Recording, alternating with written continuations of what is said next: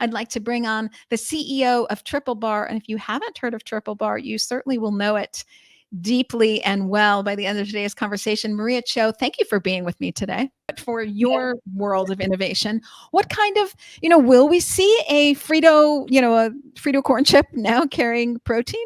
What will we see with this product?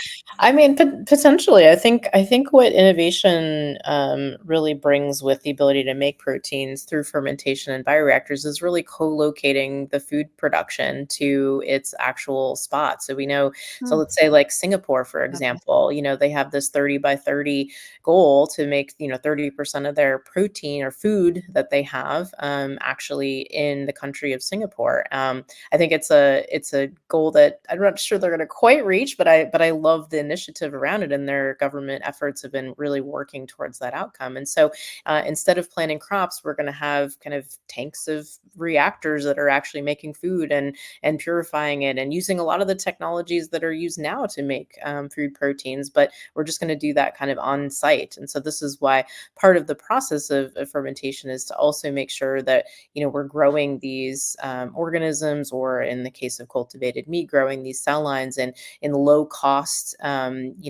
food, right? We call that media for cells. So low cost media that don't require all these big inputs of components that require corn to be farmed and then harvested and then make sugar and do of all that. We want to work through a process to where that cell is like super robust and doesn't need all of that. And so I think that the future is really the co-location of food production where it's needed versus kind of import, export, shipping.